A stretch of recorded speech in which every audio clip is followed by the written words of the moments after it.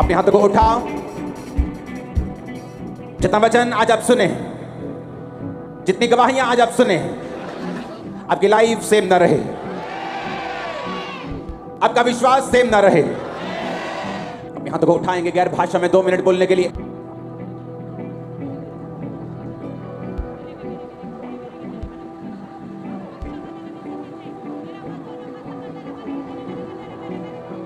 प्रभु यीशु मसीह के सामर्थ्य नाम में हम मांगते हैं। एक सलाह मैं आपको देना चाहता हूं। उसने आपको चुना और बुलाया आप बढ़ने के लिए, एक सर्टेन लेवल की ऊंचाई हासिल करने के लिए। लेकिन वो यूसुफ को प्रधानमंत्री नहीं बना सकता था। अपने माता पिता के लाडले को, एक लाडले बच्चे को इतनी बड़ी पोजीशन नहीं दी जा सकती जब तक उसको परीक्षाओं से होकर उसने नहीं गुजारा। परमेश्वर ने आपको ब्लेस होने के लिए, उसने आपको ऊंचा होने के लिए, उसने आपको बरकत देने के लिए बुलाया है। लेकिन वो बरकत कैसे मिलती है? जब परमेश्वर ने आदम को बनाया तो परमेश्वर ने उसको अपनी सहभागिता में रहने के लिए बनाया था।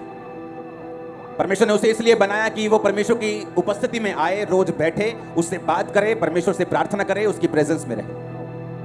लेकिन जब आदम ने गुनाह किया, बाइबल कहती है, और वो पाप में गिर गया, तो परमेश्वर ने उसे अदन की वाटिका से निकाल दिया और वो धरती पर किसानी करने लगा और धरती पर अपना पेट पालने लगा। और 950 साल के करीब वो जिया।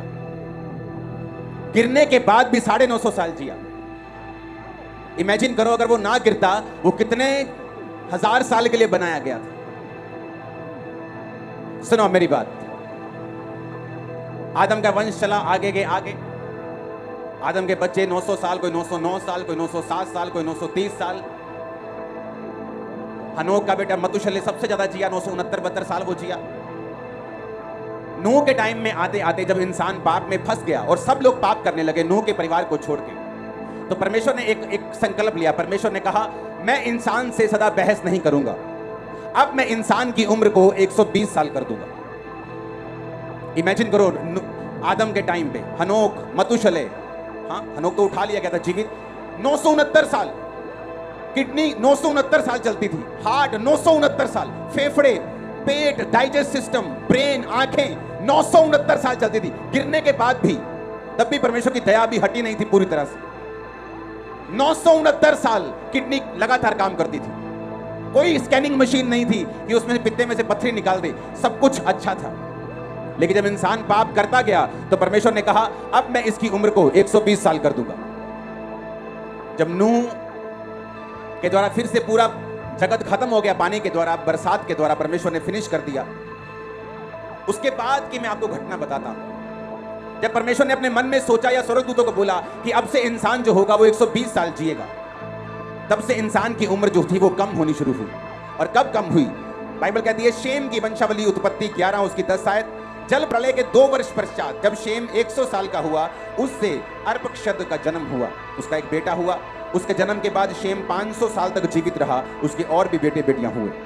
सबसे कम उम्र थी इसकी उसके बाद, आदम के बाद, कि 500 साल तक ये अब जीवित रहा, क्योंकि परमेश्वर बोल चुका था कि आदम जो है, बंदा जो है, मनुष्य जो है, वो 120 साल जिएगा। उसका अगला वंश जब अर्पक्षद 35 का हुआ तो उसकी शादी हुई, शेला का जन्म हुआ। शेला के जन्म के बाद अर्पक्षद 403 वर्ष तक जीवित रहा और कम हो गई। जो परमेश्वर ने बोला था वो कम होना शुरू हो गया। जब शेला 30 वर्ष का हुआ, उसके द्वारा अबेर का जन्म हुआ। अबेर के जन्म के पश्चात शेला 403 वर्ष तक और कम हो गई। अबेर जब 40 का हुआ, उसके द्वारा पेलेग का जन्म हुआ। पेलेग के जन्म के बाद अबेस 430 वर्ष तक। जब पेलेग 30 का हुआ, रू का जन्म हुआ। रू के जन्म के बाद वो 209 वर्ष तक जीवित रहा, कम होती गई उम्र। उसके द्वारा रू का जन्म हुआ। जब रू 32 साल का हुआ तो उसकी शादी हुई, सरूग का जन्म हुआ। सरूग के जन्म के पश्चात रू 207 वर्ष तक जीवित रहा। जब सरूग 30 वर्ष का हुआ तो नाहोर का जन्म हुआ। नाहोर के जन्म के पश्चात सरूग 200 वर्ष जीवित रहा। नाहोर 29 वर्ष का हुआ, उसके द्वारा तेरह का जन्म हुआ। तेरह के जन्म के पश्चात नूह 119 वर्ष जीवित रहा। 119 बच्चे के जन्म के बाद, और 29 साल का यानी 148 साल का था, उसकी मृत्यु हो गई। आप जब पढ़ते जाएंगे आपको मालूम होगा कि किस तरह से जब परमेश्वर ने कहा था बाढ़ से पहले कि अब मनुष्य 120 साल तक जीवित रहेगा, और जब नूह अपने बेटे और बहुओं समेत गया, और उसके बाद नूह के बेटों के बाद उम्र जो थी 500, 600 से 500, फिर 400, फिर 300, फिर 200, फिर 100, अब्राहम 175, फिर 120 तक जो परमेश्वर ने कहा तब होना शुरू हुआ। कारण क्या था? कारण यह था कि इंसान समझ नहीं पाया कि परमेश्वर के साथ समय बिताने के लिए, उसके साथ पवित्रताई की जिंदगी बिताने के लिए मुझे चुना गया है, और अगर मैं ऐसा करूंगा तो परमेश्वर मुझे बढ़ाएंगे, अगर मैं ऐसा नहीं करूंगा तो वो मुझे घटाएंगे। परमेश्वर ने कहा, अब दाऊद, अगर तू ये पाप ना करता, अगर तू हित्ती उरिया को तलवार से ना मारता, उसकी पत्नी को जबरदस्ती अपना ना करता, मैंने तुझे बहुत सी पत्नियां दी हैं, तुझे बहुत से लोग दिए हैं, पर अगर तू ये पाप के द्वारा ना करता तो मैं तुझे और भी बहुत कुछ देने वाला था। अब तूने जो ये कर्म किया है, अब मैं अपना मन जो है वो बदलता हूं, अब मैं तुझे और नहीं दूंगा, जितना है उतना ही तेरे पास रहेगा। आप बढ़ना चाहते हैं, वो कीजिए जो बाइबल कहती है। आप आगे जाना चाहते हैं, वो कीजिए जो वचन कहता है।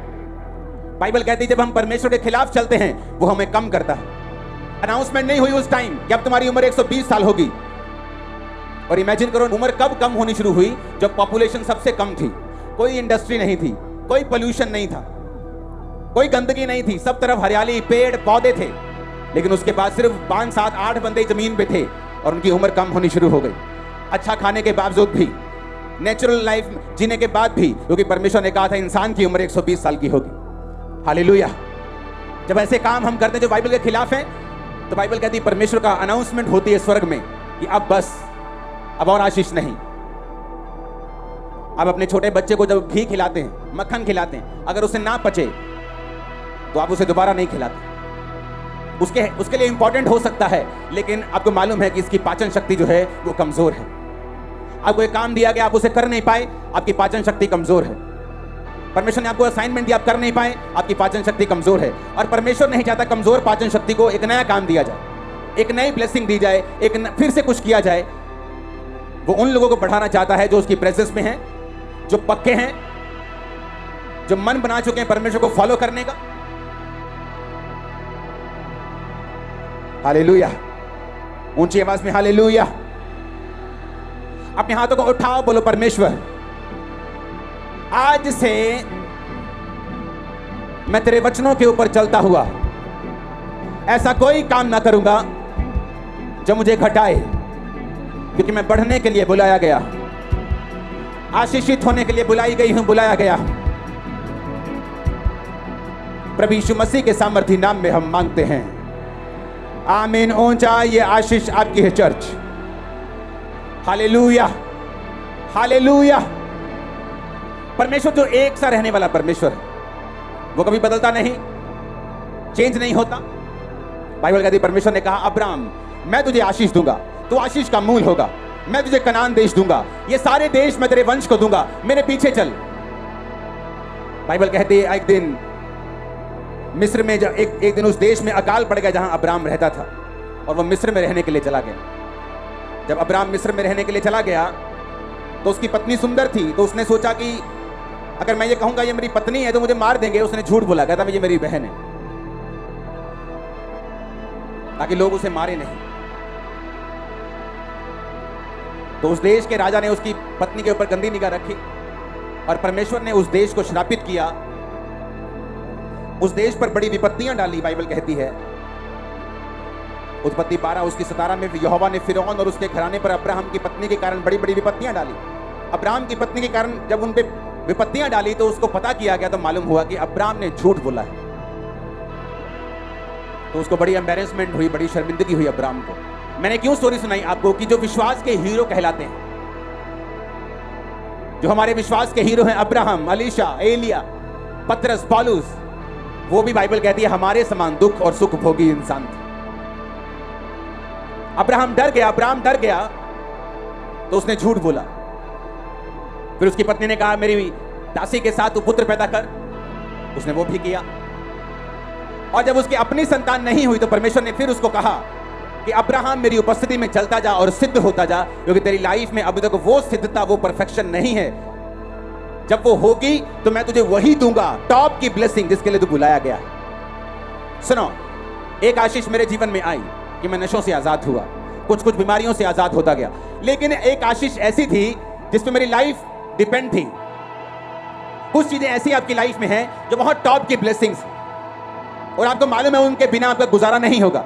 लेकिन परमेश्वर ये चाहता है कि उस आशीष को लेने से पहले आपकी लाइफ में सिद्धता आए, संपूर्णता आए, बाइबल कहती है, अलीशा एलिया कहते हैं, वचन में लिखा, वो भी हमारे समान दुख सुख भोगी मनुष्य थे, याकूब कहता। उनको भी डर लगता था, अब्राहम को डर लगा, उसने झूठ बोल दिया, लेकिन ये उसकी इम्परफेक्शन थी, ये उसकी गलती थी, ये उसका अधूरा विश्वास था, और इसी कारण उसको अपना बच्चा अपना बेबी नहीं मिल रहा था। उसने भी समझा। कुछ गलतियां करके समझते हैं, कुछ ऐसी समझ जाते। जब उसको समझ आई कि मुझे पूरी तरह से परमेश्वर के साथ चलना पड़ेगा अगर मैं आशीषों को चाहता हूं, और खास तौर पे वो आशीष जिस पे मेरी पूरी जिंदगी निर्भर करती है। आप फैसला कर लेंगे जिस दिन कि मैं परमेश्वर के साथ चलूंगा, उसके साथ चलूंगी, समय को बिताऊंगा उसके साथ, पाप से दूर रहूंगा, नशों से दूर रहूंगा, वो आपको उस कुर्सी तक लेके जाएगा जिसके लिए आप सचमुच बुलाए गए। और मैं आपको बता देता हूं, वो कुर्सी बहुत ग्लोरियस है। वो आपके लिए भी सोच रहा है, आपके बच्चों के लिए भी सोच रहा है, आपकी जनरेशन के लिए भी सोच रहा है, लेकिन उसको लेने के लिए एक लंबी रेस आपको दौड़नी पड़ेगी।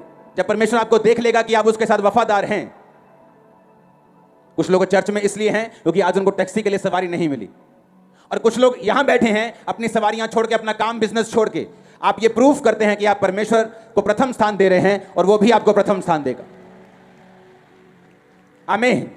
क्योंकि उसके मन में है आपको बढ़ाना, उसके मन में है आपको लंबा लेके जाना। लेकिन बाइबल कहती है गलतियां थी इंसान की जिसने परमेश्वर को उनकी लाइफ को कम करने पे मजबूर कर दिया। और आज भी परमेश्वर लोगों की जिंदगी में कम करता है, वो ब्लेसिंग्स को कम करता है, शांति को, पीस को, आनंद को कम करता है, जब वो उनको परमेश्वर के दिए हुए स्टैंडर्ड्स पर चलता हुआ नहीं देखता है। इमेजिन करो, 3 पीढ़ियों से क्रिश्चियनिटी एक घर में चलती आ रही है, लेकिन जब उनके घरों में शादियां होती हैं, वही टूने, वही टोटके उनके घरों में किए जाते हैं। जो अन्य जातियां करती हैं वही वो करते हैं। जो डीजे लोगों के घर में बजते हैं उन्हीं के घर में बजाए जाते हैं। और परमेश्वर उनको देखता है कि मैंने तुम्हें ऐसा करने के लिए नहीं बुलाया, तुम अलग हो, तुम्हें अलग किया गया, तुम्हें स्पेशल तरीके से चुना गया, बुलाया गया, तुम मेरे दिखाने वाले हो, मेरी प्रेजेंस के कैरियर हो, लेके जाने वाले हो, तुम वैसे नहीं चल सकते जैसे लोग चलते हैं। और परमेश्वर ने कहा मैं तुम्हें अलग बनाऊंगा, तुम्हें अन्य जातियों से ब्लेस करूंगा, तुम उनका सिर ठहरोगे, पूंछ नहीं ठहरोगे, तुम आगे होगे। आमीन ऊंचे वाला चाहिए। Hallelujah, hallelujah. जब लोगों ने परमेश्वर यीशु मसीह के मैसेज को इनकार कर दिया, तो बाइबल कहती है यरूशलेम में 70 एडी में, यीशु मसीह के जन्म के कुछ ही दशक बाद, वहां पे एक अटैक हुआ, पूरा यरूशलेम बंदी बनाकर 36 लोगों को मार दिया गया। ये वही लोग थे जिन्होंने कहा था कि यीशु मसीह का लहू हमारे पर और हमारी संतानों पर हो। और पिलातुस ने कहा था मैं इस धर्मी के लहू से निर्दोष हूं, क्योंकि उसको मालूम था ये धर्मी है। जब हम वो करते हैं जो परमेश्वर ने करने के लिए बोला है, अब लोग पूछेंगे हम क्या करें? बाइबल कहती है यीशु मसीह जिसे पिता ने भेजा है उसका विश्वास करो कि उसे पिता ने भेजा, तुम्हारे लिए मारा गया और गाड़ा गया और तीसरे दिन मुर्दों में से जी उठा, उद्धार पाओगे तुम। उद्धार का मतलब हीलिंग भी है, डिलीवरेंस भी है, बरकत भी है, ताकत भी है। आने वाले समय में प्रोफेटिकली मैं आपको बता रहा हूं क्यों परमेश्वर आपको ये मैसेज दे रहा है, क्यों परमेश्वर आपको स्ट्रॉन्ग रीति के साथ एक असली विश्वासी बनके, पवित्र आत्मा से भरा हुआ विश्वासी बनके चलाना चाहता है। आने वाले समय में परमेश्वर क्रिश्चियंस को इतना पैसा और इतनी ताकत देना चाहता है, आप सोच भी नहीं सकते। मैं आपको सच कह रहा हूं, जिसे ये लगता है कि पैसा शैतानी है, वो व्यक्ति शैतानी है। मैं आपको बता रहा हूं, वो इफेक्टिवलेस है। परमेश्वर के राज्य में ऐसा बंदा इफेक्टलेस है। जब वो प्रीच भी करेगा कोई इफेक्ट नहीं होता लोगों के ऊपर, कोई रूहें नहीं बचती, जस्ट अपना पंजाबी कहते पोस्ट पूरा कर लीजिए, आ गए पुलपट के ऊपर, होता कुछ नहीं। बाइबल कहता है रुपयों का लोभ सब प्रकार की बुराइयों की जड़ है। लेकिन जब एक धर्मी के पास रुपया आता है, वो खुदा के काम को फैलाता है। आपने देखा है फैलते हुए। आप इसलिए अकेले आए हो क्योंकि आपके पास अपना किराया खर्चने के पैसे हैं। जिस दिन आपके पास 10 गुना हो गए, आप 5 लेके आओगे, मैं जानता हूं। और परमेश्वर देना चाहता है पावर्स। याद रखना, जिसको बिलीव करना है वो कर ले कि आने वाले टाइम में परमेश्वर पावर्स और ब्लेसिंग्स को आपको देना चाहता है।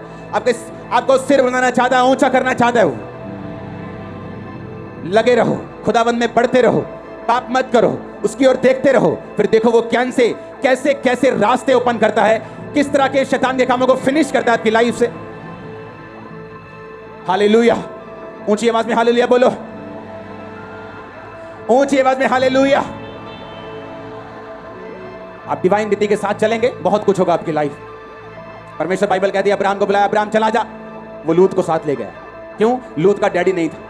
लूत का डैडी नहीं था, इमोशनल हो गया अब्राहम, जबकि परमेश्वर ने लूत को साथ नहीं बुलाया था।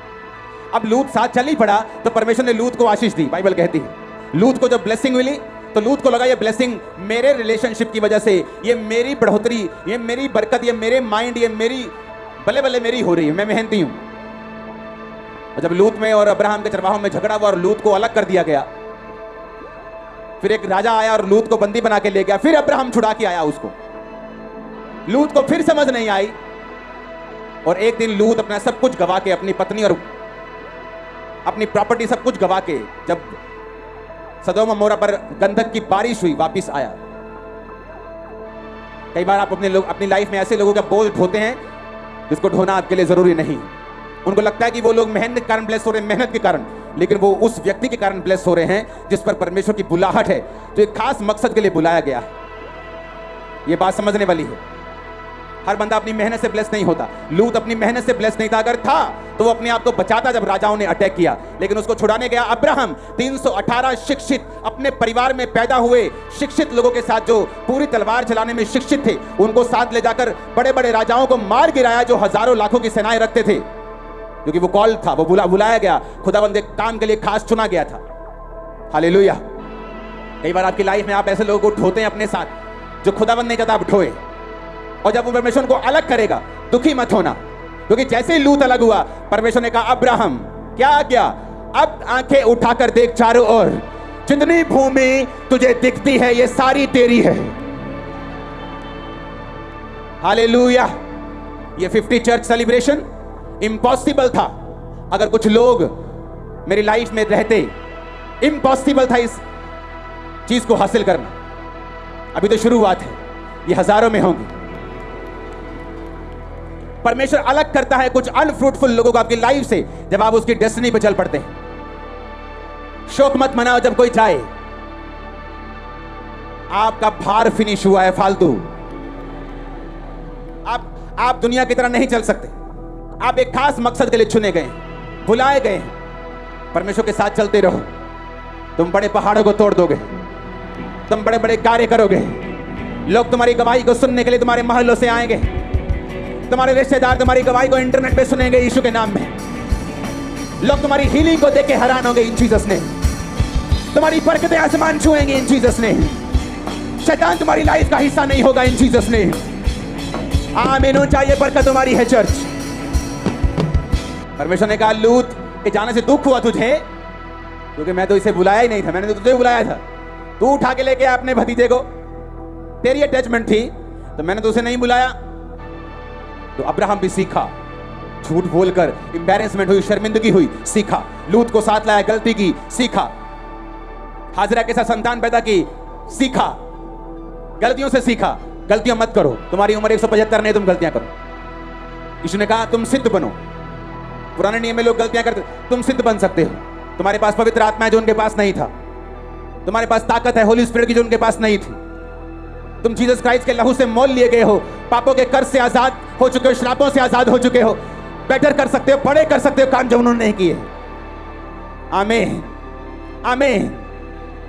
अब परमेश्वर कहता है अब्राहम तू सिद्ध चलेगा ना तो मैं तुझे वही दूंगा जो एक खास आशीष है।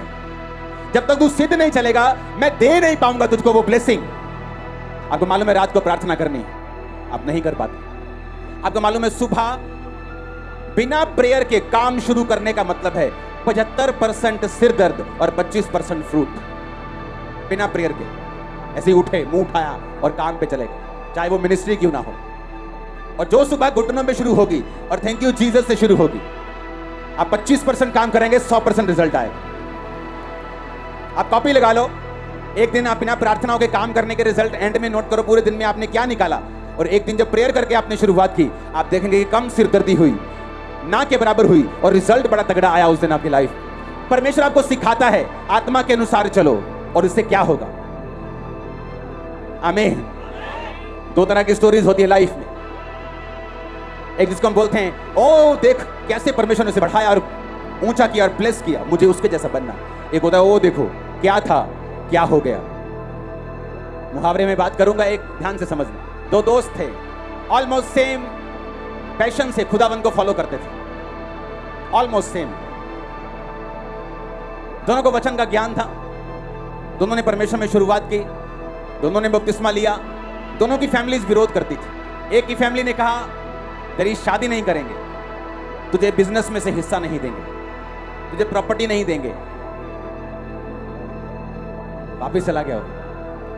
दूसरा दोस्त देख रहा था अच्छा उसकी शादी हो गई है, दुकान मिल गई है, मजे ले रहा है लाइफ के, यहाँ घूम रहा है फिर रहा है, कि हमें गलती तो नहीं कर रहा हूँ परमेश्वर को फॉलो करके, मेरी फैमिली मेरे खिलाफ है, लोग खिलाफ है, दोस्तों से मिल नहीं पाता हूँ, प्रेयर सारा दिन फास्टिंग, प्रेयर, विरोध, ये वो क्या चल रहा है मेरी लाइफ। जो फैमिली विरोध करती थी उसकी,